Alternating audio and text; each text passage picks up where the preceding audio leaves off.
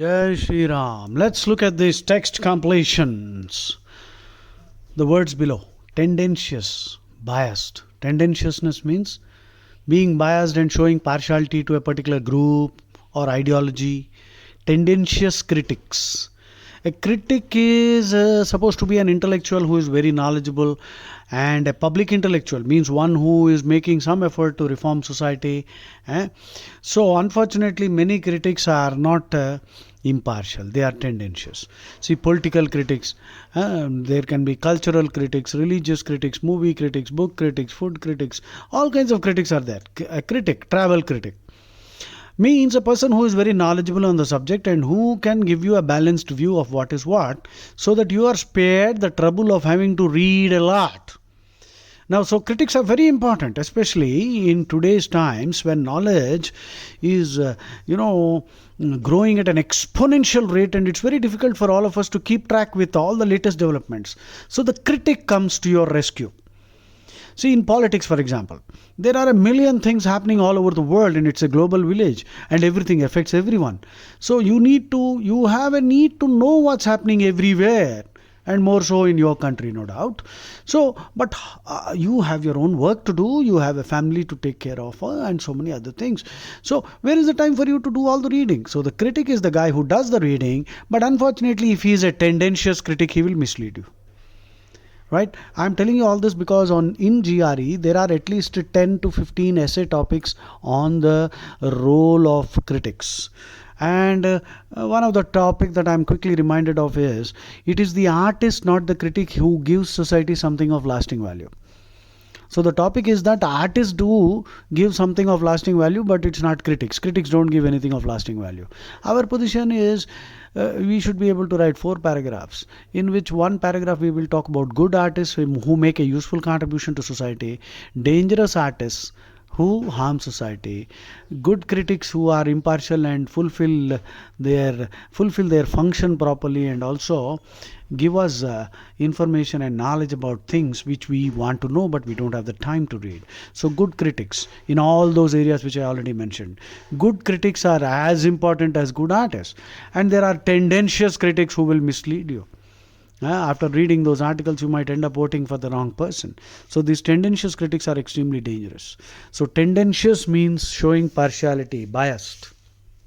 Complacency is self-satisfied, lazy, not willing to do any extra work. Extremely lazy. So, what next? Fractious, unruly, disorderly, difficult to control. Unruly, fractious. Blank 2, embrace only a portion of the truth. Change over time. Focus on matters close at hand. So there's no difficulty in understanding the phrases. Blank 3, erroneous, faulty.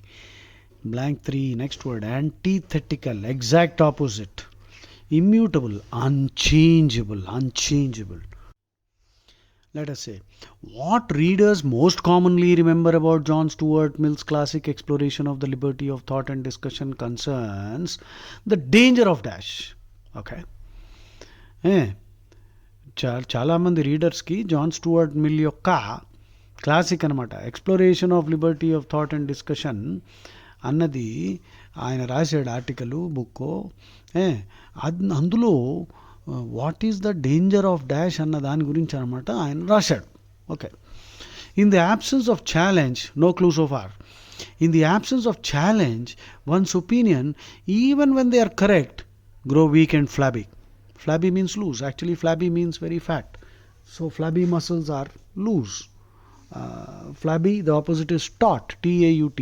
Taut muscles are firm. If you are regularly exercising and doing yoga, you will have a taut and well-toned, ripped body. Flabby, if you are watching TV all the time, and you are a couch potato, then you will develop a very flabby body. Now, flabby in an implied sense here means lacking any reasoning or evidence, or indefensible, or sort of, theories which are not sound and all that. So please remember, a word can have literal meanings and implied meanings. Yet Mill had another reason for encouraging the liberty of thought and discussion: the danger of partiality and incompleteness. Okay. So that means there are two reasons. If our ideas and opinions are not challenged, then our ideas become weak and flabby. So we must encourage people to challenge us. We must encourage people to attack us, question us, ask us, where is the evidence? So we must encourage such a thing. Otherwise, your opinions will grow weak and flabby. And now, yet Mill had another reason for encouraging liberty of thought and discussion, the danger of partiality and incompleteness. So, Mill feels that if we allow others to challenge us, then in case if our views are partial, in fact, we can supplement our views with the views of others and then synthesize and bring about a completion. Otherwise, our views will remain incomplete. That means we must take into account all perspectives possible on a particular issue. Since one's opinions, even under the best circumstance, tend to be dash, and because opinions opposed to one's own rarely turn out to be completely dash, it is crucial to supplement one's opinion with alternative points of view. So you must supplement. Now I've said what I've said, and please pause now. Please pause now. Pause, please, and work on it. I'm also working. Yes, my answer is first blank is complacency. If nobody challenges us, we become complacent. You see, even in any sport, in cricket also, if you are not playing, or if you are sitting on your victories, resting on your laurels, idiomatically, then you will soon lose. Because if you want to be a winner, then you have to constantly sharpen the saw, constantly practice. The moment you sit down and try to relax, you will start losing matches. For complacency. So we must allow people to challenge us. Dangers of complacency. That means we think that, and people who are physically complacent actually become flabby. So that's what fits. Next, tend to embrace only a portion of the truth, because the keyword was incomplete. So that means my view may be only a portion of the truth, because the truth may have so many dimensions which I am probably not able to see. And therefore, because it is embracing only a portion of the truth, I must supplement my opinion with alternative. So rarely turns out to be completely faulty. It is not completely faulty. So if somebody's opinion is opposed to mine, I should not dismiss that as faulty. It may not be completely faulty. Maybe it's partially faulty. But nevertheless, that means it has a kernel of truth in it. Therefore, I must listen to you, listen to everyone. There might be 100 people with 100 different opinions. We must listen to all of them, because in all their views, there might be a grain of truth, a kernel of truth, KERNEL. Therefore, they are not completely erroneous. They are not completely faulty. There is some truth, therefore we must learn from them also. That is why it's crucial to supplement one's opinion with alternative points of view. Wonderful, isn't it? This is an ETS construction, very tough. So please be ready. Next, let's look at the words below. Defy, oppose. Surpass, exceed, do better than, excel. Next is reconcile. Reconcile is a word which can mean, one, patch up after a fight. You had a fight with somebody and now you have become friends again. You have buried the hatchet. You have patched up and you are friends again. That is reconciled. We have reconciled our differences. Next, reconcile can also mean bring into harmony opposing sets of data. How do you reconcile? On one hand, India being a rich country full of natural resources and very intelligent people, but on the other hand, it is still a developing or underdeveloped country. How do you reconcile this? Well, bad leadership, corruption, lack of education, these could all be the reasons, which means a rich country which is still poor. Yeah, rich in so many, rich because of resources, manpower, intelligence, but poor economically. Fortunately, under Modi, it's developing. So, reconcile means to provide a logical and reasonable explanation to explain contradictory sets of data. A paradoxical situation. How do you reconcile this? Okay. mechanisms develop whereby every successful species can dash its innate capacity, inborn capacity for population growth with the constraints that arise through its interactions with the natural environment. So successful species, please always focus on the adjectives. So successful species make sure that there are some mechanisms which they develop that can dash its innate capacity for population growth with the constraints that arise through its interaction with the natural. So natural environment is imposing constraints. But see, if this species wants to be successful, then it has to do something. Okay. So please pause. So the answer has to be reconcile. So a successful species can reconcile its innate capacity with the constraints.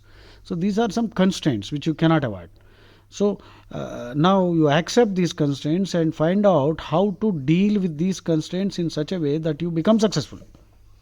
That's what a successful species will do, and it will accept the constraints because there's nothing you can do about it anyway. So how to live with the constraints, and at the same time how to live in such a way that you become a successful species. Then these are the mechanisms we must develop. That's it. That is how a successful species will behave. So the answer is reconcile. Okay, next one. Let's look at the words below. Probity, honesty, integrity, honesty. Extravagance, overspending, or too much. Disapprobation. Approbation is praise. Disapprobation means condemnation, disapproval. Blank 2. Acquisitive. Acquisitive means very materialistic, acquiring more houses, more cars, more money, more. Illiberal, narrow-minded, very uncharitable. Profligate, overspending. Prodigal, a spendthrift, a wastrel, overspending. Squandering, SQUANDER, squander, wasteful expenditure. Okay. Ironically, irony means paradox plus humor plus sarcasm. If a fire engine catches fire, that is irony. If a dog is silent and the master is barking, that is irony. Irony means paradox plus humor plus sarcasm. And paradox means self-contradictory but true. Rich country, but most people are poor. So paradox means self-contradictory but true, and irony means paradox plus humor plus sarcasm. A fire engine has caught fire. It is supposed to douse the fire, but that is the irony, right? So ironically, the writer so wary means very cautious, circumspect, chary. The writer is so cautious. Ironically, the writer so cautious of dash was dash with ink and paper, his novel running to 2,500 shagreen bound folio pages, a fortune in stationery at the time. Okay. Shagreen, I think it's some kind of a leather or whatever. So buying that kind of bound folio pages costed a lot of money in those days, and the irony is this fellow who is so wary of dash ended up spending so much on these kind of pages. So what will bring about the irony? On one hand he is very cautious, but on the other hand he has spent a fortune on stationery.